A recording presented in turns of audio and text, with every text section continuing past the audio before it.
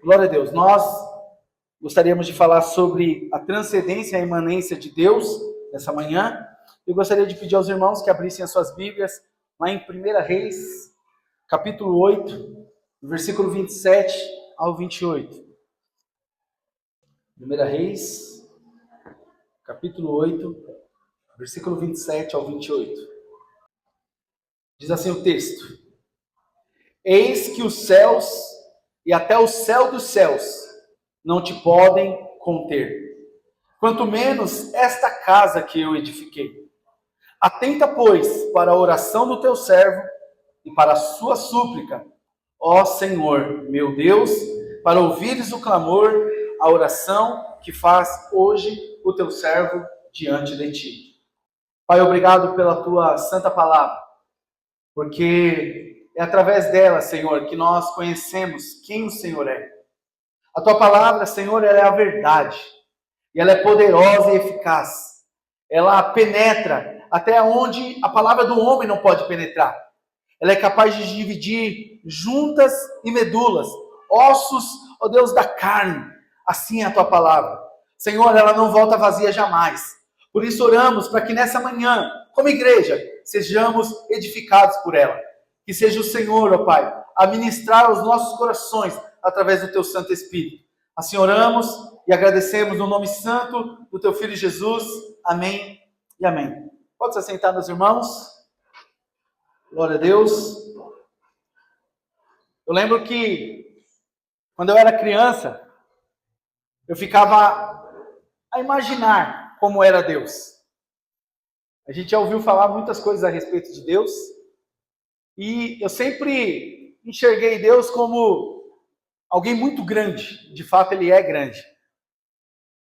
Mas através do que a Bíblia ensina, do que as pessoas dizem, os escritores, quando vão mencioná-lo e tentar descrever quem é Deus, nós temos uma ideia de que Deus é um ser muito elevado, de que, ao analisarmos as suas características, os seus atributos, nós falamos aqui, estamos falando sempre na EBD agora sobre os atributos de Deus, e falamos que Deus é um ser eterno, um ser supremo, onipotente, dono de todo o poder, onipresente. Ele consegue estar em todos os lugares ao mesmo tempo. É algo inimaginável pensar que o mesmo Deus que está aqui também está lá do outro lado do mundo. E que os seus olhos podem contemplar todas as coisas. E os seus ouvidos ouvir todas as coisas ao mesmo tempo. As orações que são feitas aqui, os louvores que são cantados em outros lugares, em outros idiomas, em outras nações.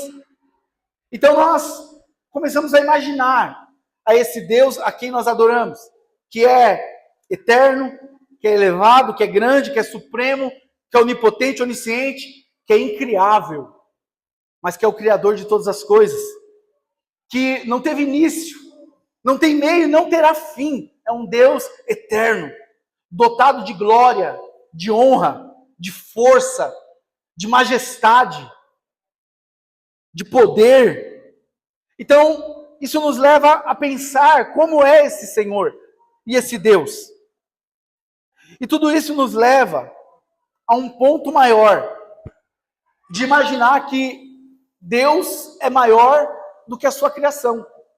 Então, quando nós paramos para ver toda a criação, os mares, os animais, toda a sorte de animais, os seus habitats, aonde eles vivem, como faz para se alimentarem, para sobreviverem, a harmonia que há na criação, em tudo que Deus fez, irmão, na beleza da criação, e pensar que o nosso Deus é maior do que tudo isso. Deus deu inteligência à parte da sua criação, e Ele é superior a essa inteligência. Eu fico pensando que existem algumas criações humanas, algumas invenções humanas, e eu penso que para uma pessoa ter inventado algo genial, ela precisa ser mais inteligente do que a sua invenção. Então, existem invenções que mudaram drasticamente a humanidade. Por exemplo, a pessoa que criou o telefone, né? Eu quando era pequeno ainda, o telefone era uma coisa que estava surgindo ainda, o celular. Então, foi algo surreal. A televisão, o rádio, são invenções que mudaram drasticamente a humanidade. Mas Deus é o Criador de todas as coisas, irmãos. E toda a inteligência que há na humanidade, foi Ele que deu. Então, Ele é maior do que tudo isso. Deus é mais belo do que a sua criação. Ele é mais perfeito do que tudo que há de perfeito. Do que tudo que há de maior, de grande, de belo na existência. Ele é o autor e Ele é muito maior do que tudo isso. Porque tudo provém dEle. Todas as coisas vieram a existir por Ele e através dEle. E sem Ele, nada do que existe teria existido. E adiante disso, nesse texto que nós acabamos de ler, nós entramos no contexto dele, que é Salomão liderando ali a cerimônia de consagração do templo. Foram 7 anos de edificação do templo. O templo esteve ali em construção durante 7 anos. E na construção daquele templo foi usado todo tipo de pedra preciosa. Foi feito todo tipo de adorno.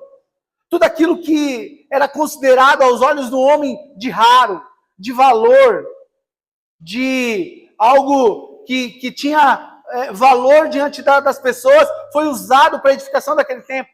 Desde as madeiras, das pedras preciosas, daquilo que era colocado como mais belo, foi usado ali para a construção do templo. Além disso, foi separado homens capazes, artífices, homens profissionais, pessoas capacitadas para execução. Imagina a obra de engenharia, de arquitetura, tudo que foi feito para que aquele templo ele fosse levantado. E aí então, a Arca da Aliança, ela é entronizada no lugar santíssimo, sob as asas dos querubins. E naquela cerimônia, Salomão então faz uma oração. Ele faz ali um ritual de consagração. E é interessante que nessa oração, ele traz à memória 2 verdades que aparentemente parecem paradoxais, parecem entrar em contraste uma com a outra, parece que há uma contradição dentro da mesma oração. Ele passa a observar a transcendência de Deus, ele passa a observar o quanto esse Deus é grande, o quanto esse Deus é excelso, o quanto esse Deus é magnífico e é maior do que tudo o que já existiu ou possa vir a existir. Mas ele também traz à existência a imanência de Deus. De um Deus que se fez pequeno, que se fez servo, que se esvaziou, que se rebaixou ao ponto de habitar em um templo, ou de vir habitar em homens e em mulheres como nós, habitar em nossos corações, se esvaziando por inteiro. Então, em primeiro lugar, nessa oração nós vamos observar a transcendência de Deus. Veja comigo o verso 27. Salomão ora dizendo: mas será que, de fato, Deus poderia habitar na terra? Diante disso tudo que nós acabamos de falar, irmãos, que Deus é grande, que Deus é excelso, que Deus é maior do que tudo, Deus poderia habitar na terra? Pense comigo, irmãos, que o Senhor, né, alguns salmistas vão querer descrever a grandeza de Deus, e eles vão dizer que Deus está assentado sobre o globo da terra, que as nuvens são estrados dos seus pés, que Ele fala aos mares e aos ventos e eles lhe obedecem, que Ele chama as estrelas pelo nome e elas não ousam não comparecer diante dele? Quem é esse que pode ordenar que as estrelas venham diante dele e elas comparecem? Então, nós vemos o tamanho do poder, da grandeza e da soberania do nosso Deus. E Salomão diz: Deus poderia habitar na terra? Eis que os céus, e até os céus dos céus, não te podem conter, muito menos esse templo que eu edifiquei. Se até os céus são pequenos demais para ele, se até os céus dos céus não podem contê-lo, se Deus com seus olhos pode contemplar os planetas, as galáxias, ele pode contemplar o que acontece aqui, lá, acolá, em todos os lugares da terra. Esse Deus poderia habitar a terra e mais ainda, poderia habitar um templo edificado pela mão de um homem qualquer, de um homem pequeno, de um ser minúsculo como nós somos. Habitaria Deus na terra? Habitaria Deus no templo? Você, alguma vez na sua vida, já comprou algo para alguém sem ter a certeza de que essa pessoa iria gostar? É difícil comprar presente para os outros. Tem gente que tem um bom gosto, mas talvez você já recebeu algum presente, né? Seja sincero, ou só eu que sou pecador. Você já recebeu algum presente que você pensou, eu não vou usar isso nunca?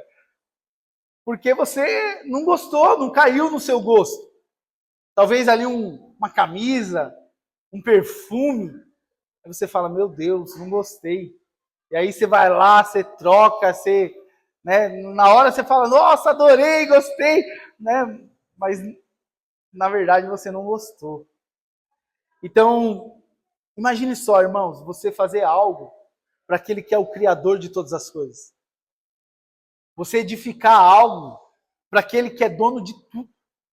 O que você daria para um grande rei? O que você daria para uma pessoa que pode ter tudo? Vamos pegar uma celebridade, um Neymar da vida. Se você fosse comprar um presente para o Neymar, ou para alguma pessoa que você considera importante na questão de status, de ser reconhecido pelas pessoas, como presentear alguém assim? Como dar algo para alguém assim? Agora imagine só, você fazer algo, 7 anos ali edificando um templo, e aí chega no momento de orar. Salomão, ele tem um despertamento dizendo, e agora? Quem diz, quem me garante que Deus vai querer habitar aqui? Quem me garante que Deus, que não pode ser contido pelos céus, que é maior do que tudo que conhecemos, que não precisa do ouro, da prata, das pedras preciosas, daquilo que é importante para nós, aos nossos olhos, que são considerados como riquezas, ele é o Criador das riquezas. Então, essas coisas não podem impressionar a Deus. As pedras preciosas, se você fizesse paredes de ouro, ruas de ouro, isso nos impressiona.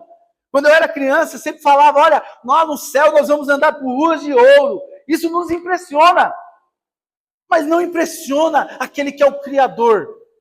Aquele que é o dono de todas as coisas. Então o templo, por mais belo que fosse, por mais que seja o melhor daqueles que o fizeram, não poderia impressionar a Deus. E Deus fala, olha, agora sim, você fez uma bela casa para mim, eu habito aqui no céu, né? O céu tem nada aqui no céu de tão belo, vou querer habitar nesse templo aí, vou querer habitar nessa casa aqui que você fez para mim aí. Então Deus não ficou impressionado. E Salomão, ele tem esse entendimento ao orar, dizendo, olha, poderia Deus habitar na terra ou habitar no templo? Agora veja comigo o verso 23.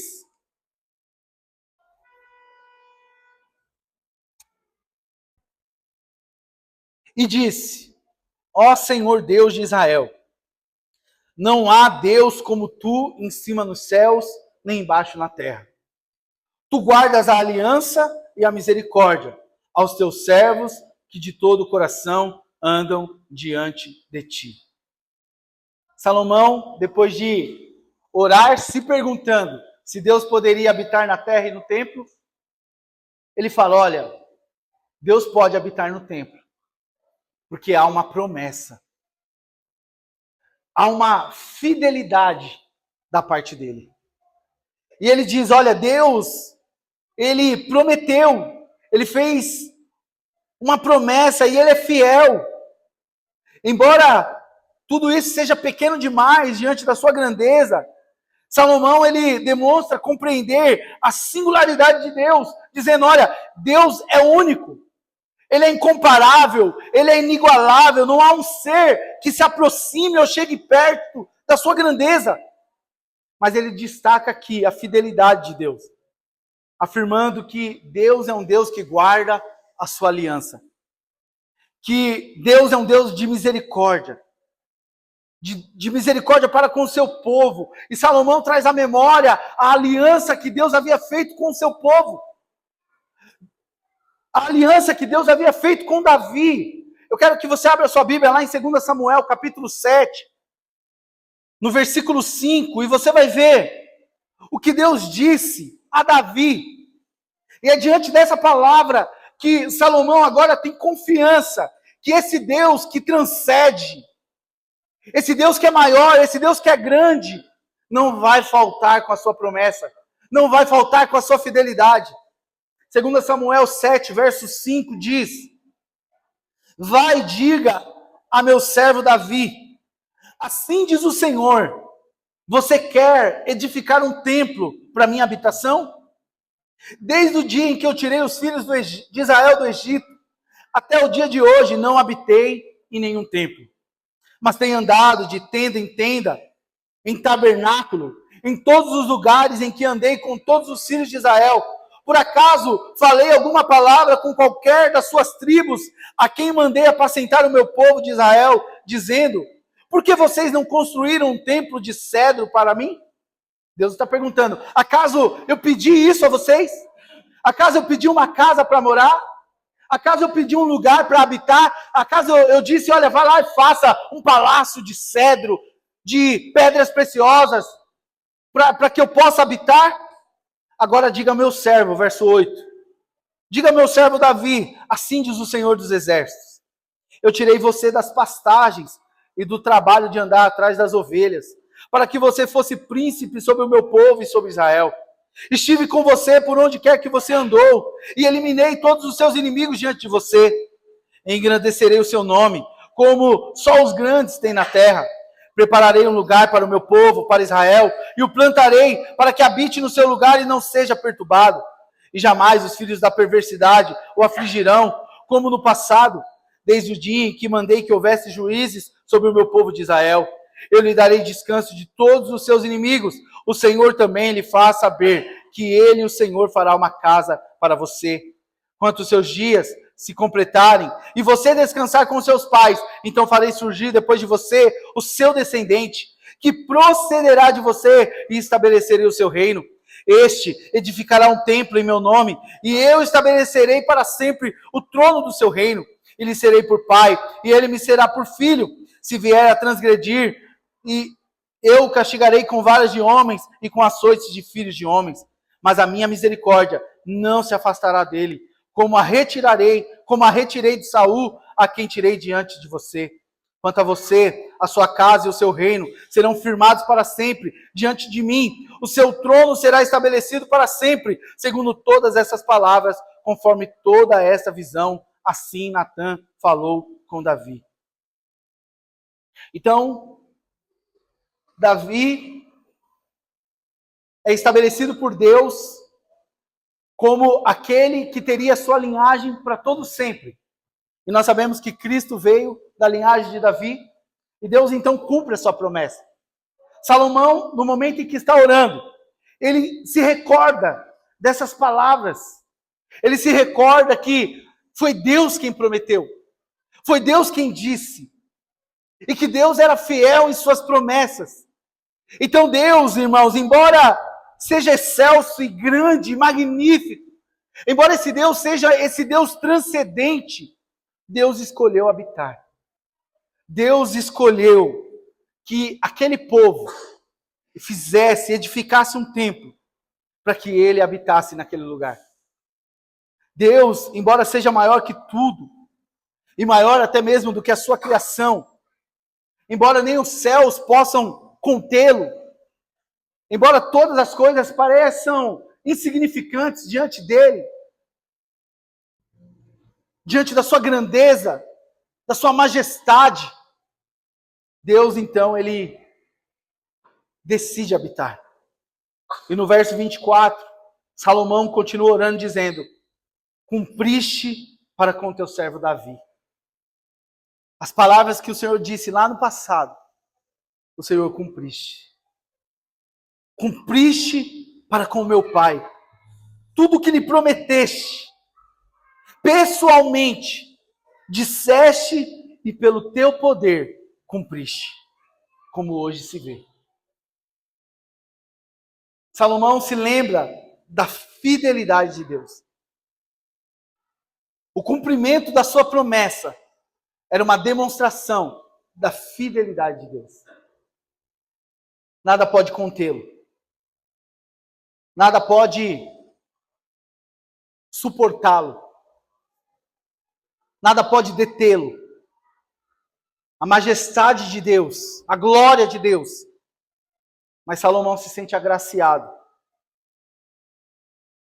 Porque ele se pergunta para si próprio, como é que o Deus Criador poderá habitar em um templo feito pela mão de homens? Salomão consagra o templo, adorna ele com ouro, coloca a melhor mobília, coloca os melhores artífices, os melhores trabalhadores, usa todos os recursos possíveis, mas ele tem a consciência de que nem aquela casa era suficiente para conter a Deus. Nós precisamos ter essa consciência, irmãos, da grandeza do Deus em que servimos. Deus, ele é maior do que você pode imaginar. A visão que nós temos acerca dele é muito pequena, é minúscula.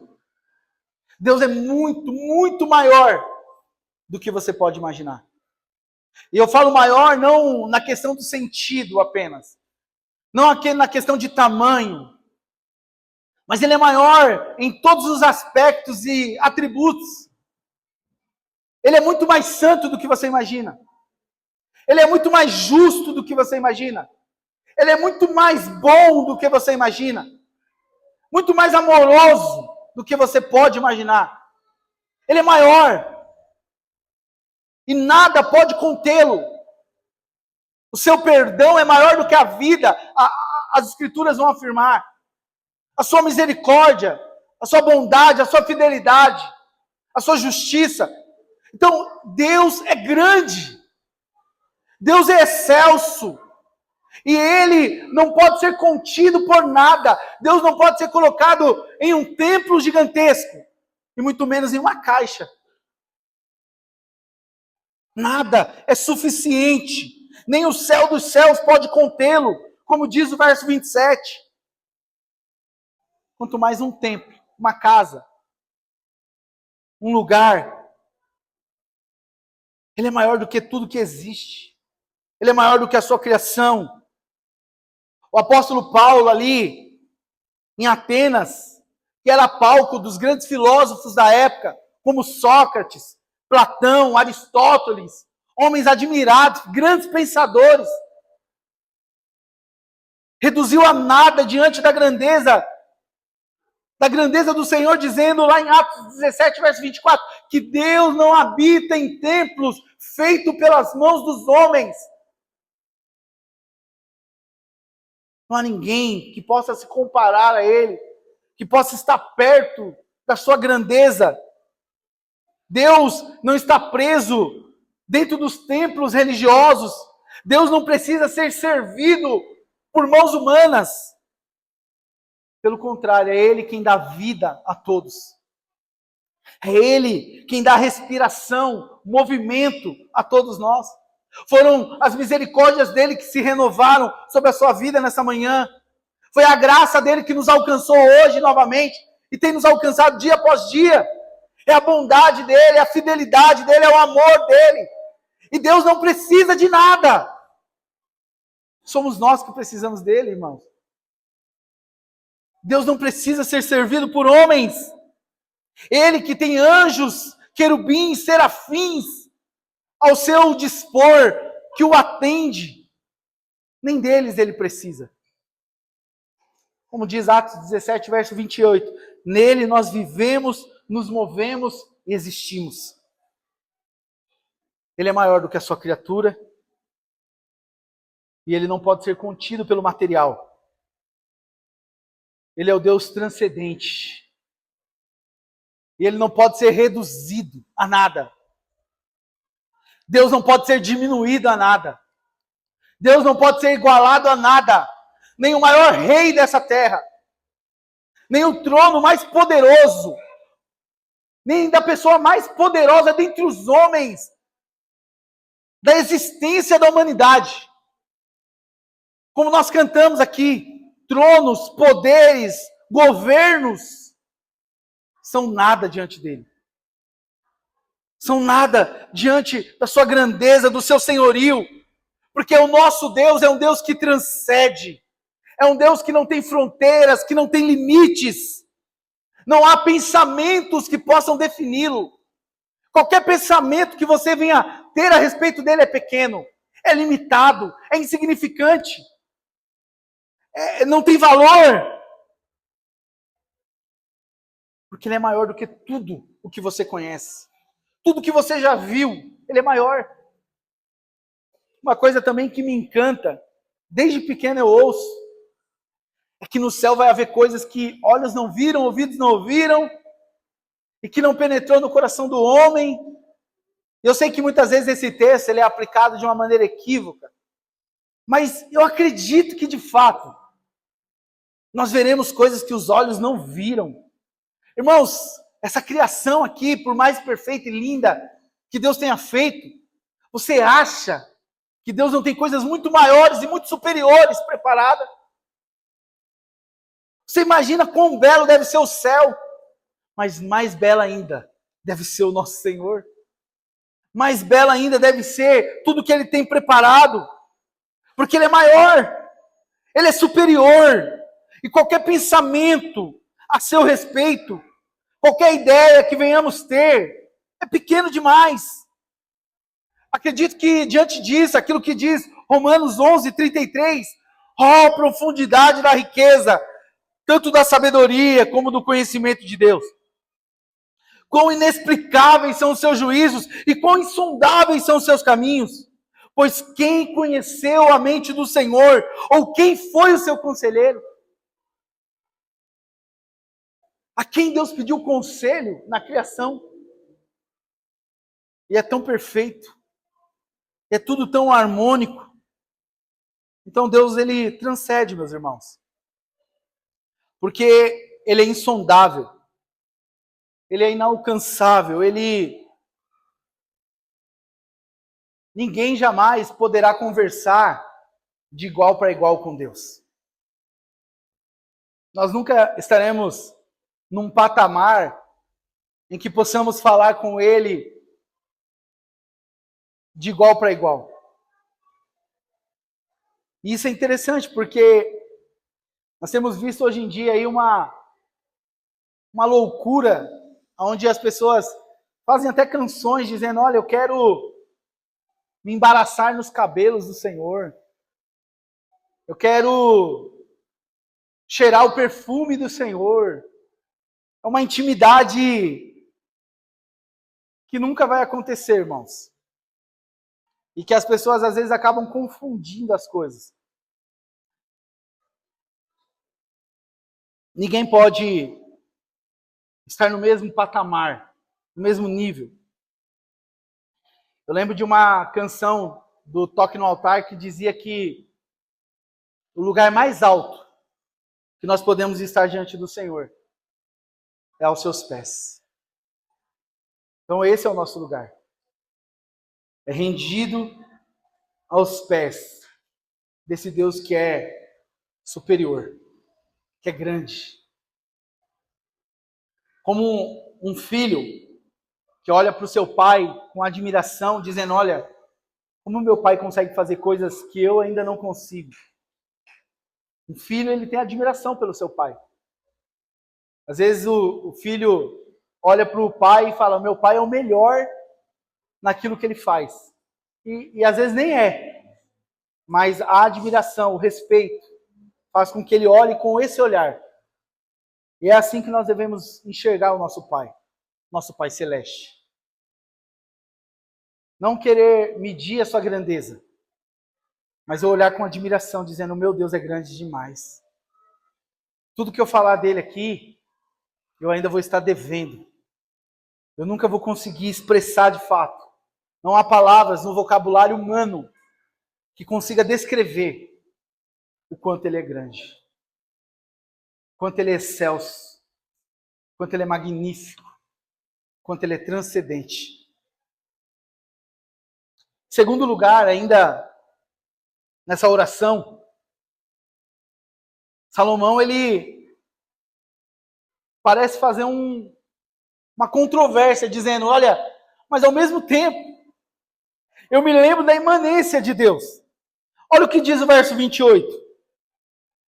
Atenta, pois, para a oração do teu servo, e para a súplica, ó Senhor meu Deus, ouvindo o clamor e a oração que faz hoje o teu servo diante de ti.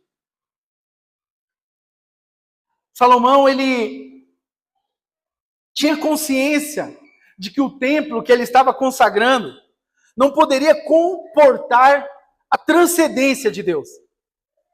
Mas ele não perdeu a percepção de que esse Deus, que pode estar além até da última fronteira da existência do universo, ele tem os seus olhos voltados para o templo. Que esse Deus que pode estar em todos os lugares ao mesmo tempo, ouvir a todos ao mesmo tempo, compreender a todos ao mesmo tempo, também ouve as orações que estão sendo feitas naquele lugar, pelo seu povo. E aí eu quero que você vá comigo lá em 2 Crônicas 7:15, porque mais uma vez, ele se lembra da promessa do Senhor, da fidelidade do Senhor, dizendo, olha, Senhor, és grande, eu sei disso. O Senhor é maior do que eu posso imaginar. Mas em 2 Crônicas 7:15, o próprio Deus faz uma promessa.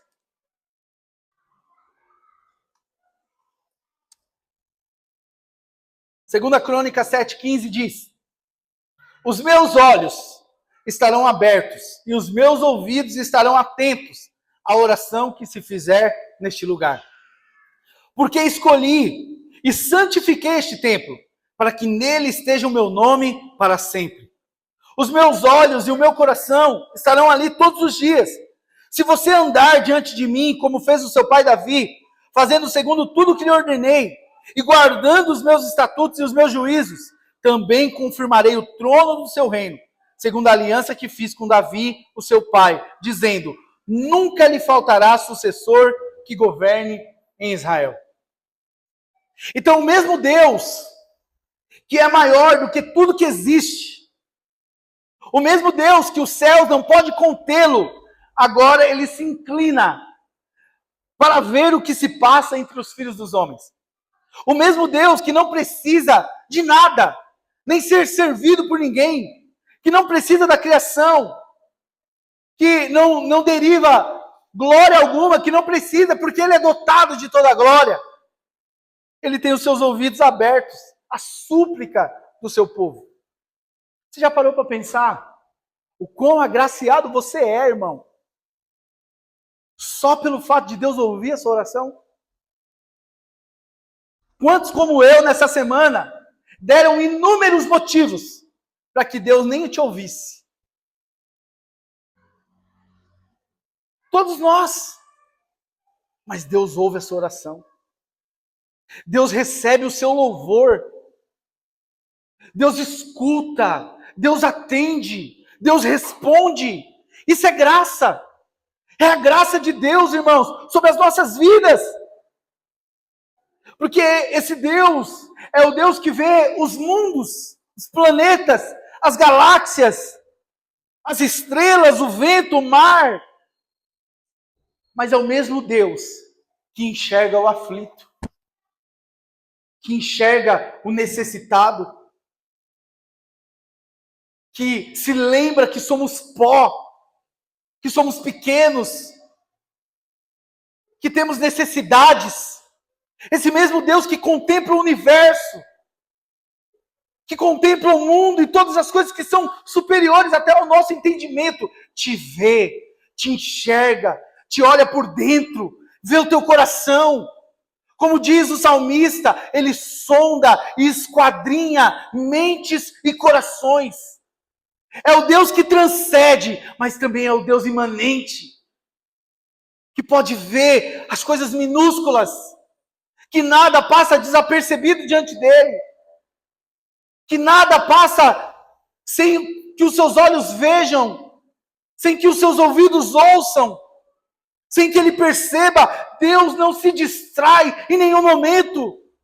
Salomão se lembra disso. Deus enxerga, meu irmão. Talvez estamos aqui nessa manhã, adorando ao Senhor, louvando ao Senhor, mas temos problemas, temos necessidades. Deus enxerga. Deus conhece, Deus sabe, Deus entende, Deus responde. Os ouvidos dele captam os sons das galáxias, das estrelas, das baleias, dos oceanos, mas também captam os sons dos seus filhos que clamam, que buscam, que oram, que clamam por ele, que pedem a sua ajuda, que pedem a sua atenção, que pedem que ele o ouça. O Deus transcendente também é o Deus imanente. É aquele que está lá, muito distante, nos altos céus, nos lugares mais elevados, nos céus dos céus. Mas é o Deus também que está aqui, dentro de você. Está dentro do teu coração. Que está trazendo cativo a Ele os nossos sentimentos, as nossas emoções, os nossos desejos, os nossos anseios mais profundos, os nossos suspiros. Ele conhece. Você é conhecido por Deus, irmão. Você não é um desconhecido dele, você é conhecido por Ele.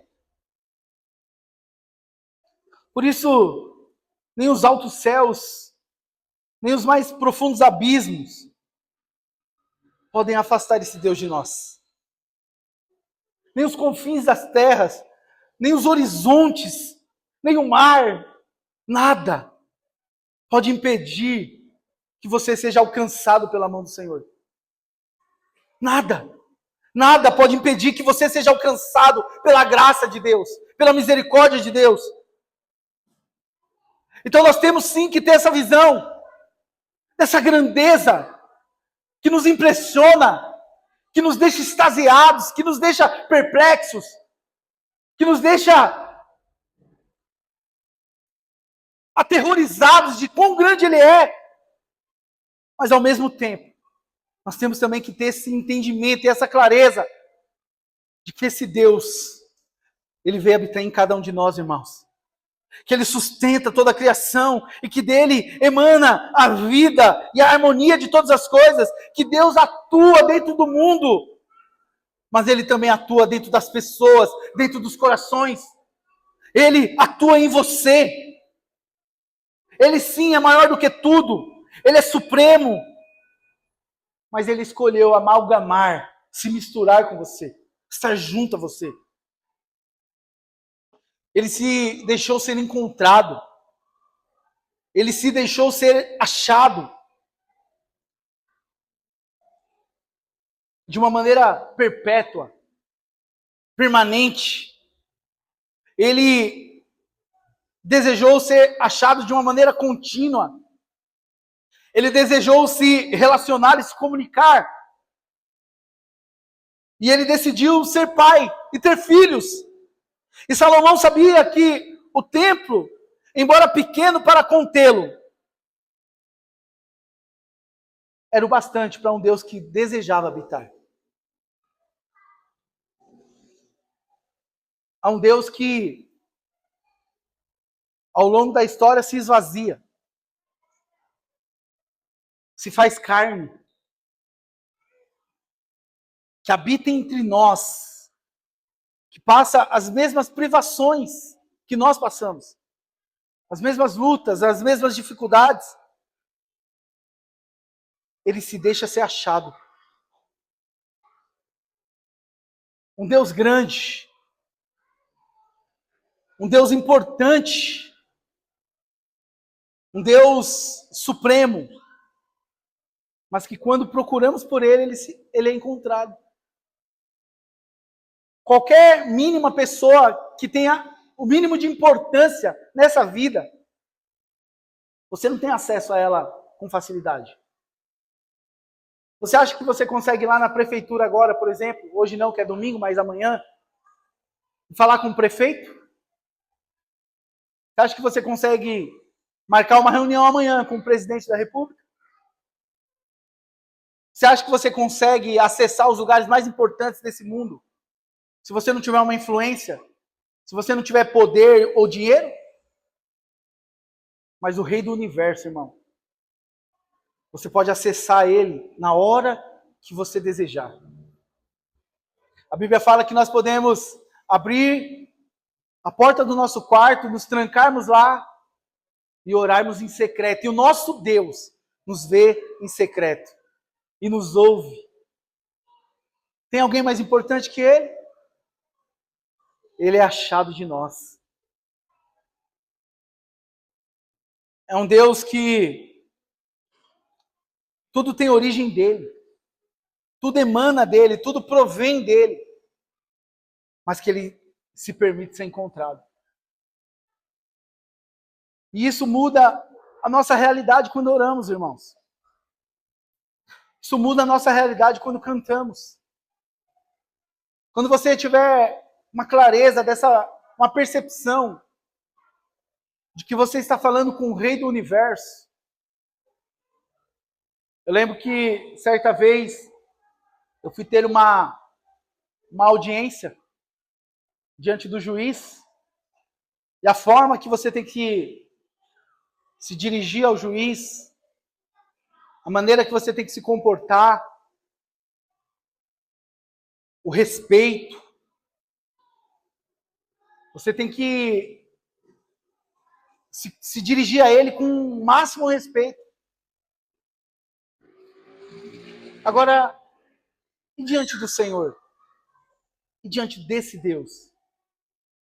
Nós temos essa clareza, esse entendimento. Salomão, então, irmãos, percebe a fidelidade de Deus.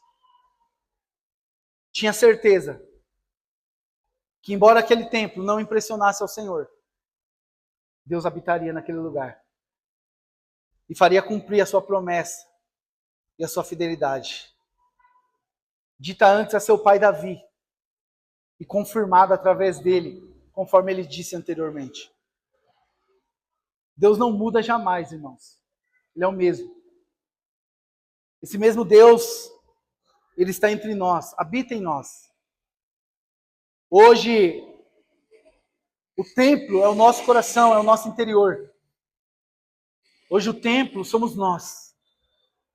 Nós nos tornamos casa de Deus, morada do Altíssimo. Os céus que não pôde contê-lo.